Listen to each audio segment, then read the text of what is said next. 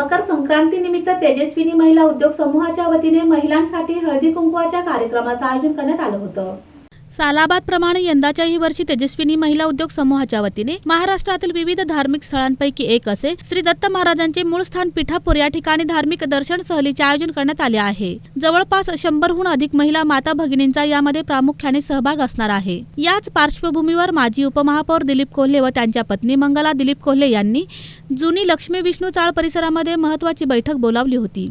सहलीच्या अनुषंगाने माजी उपमहापौर दिलीप कोल्हे व मंगला दिलीप कोल्हे यांनी महिलांना योग्य त्या सूचना केल्या आणि नवीन काहीतरी पर्यटन बघायला मिळावे या हेतून सातत्याने आमचा चाललेला हा उपक्रम असतो।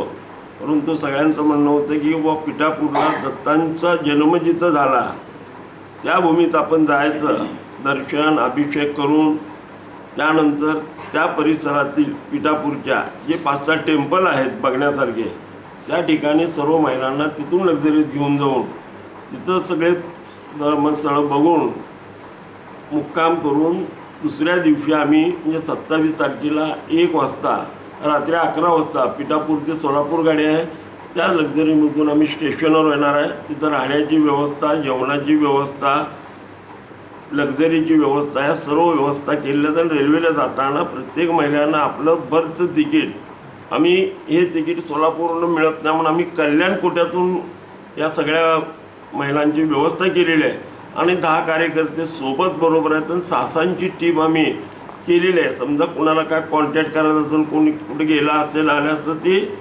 आपल्यालाशी संपर्क व्हावा या दृष्टीनं नियोजनबद्ध या पिठापूरची आमची व्यवस्था केली।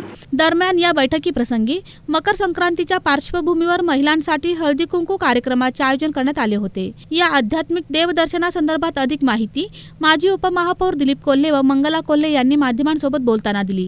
आजचा हळदी कुंकाचा कार्यक्रम करून ह्या ट्रिपला जाण्यासाठी मीटिंग भरली होती। नियोजन म्हणजे रेल्वेचं तिकीट आहे, बसचे तिकीट आहे। 24 तारखेला आम्ही निघणार आहे, दुपारी 2ला गाडी आहे। नंतर येण्याची आहे ती 26 तारखेला 11ला रात्री गाडी। रेल्वेनेच प्रवास आहे, तिथे सगळं ट्रिप गाड्यांनी करणार आहे दाखवायला। किती वर्ष आहे? 20 वर्ष होत आले। दर वर्षाला 6 महिन्याला आम्ही असं काढतोय बचत गटामार्फत। यावेळी महिला वर्गांची मोठ्या संख्येने उपस्थिती होती।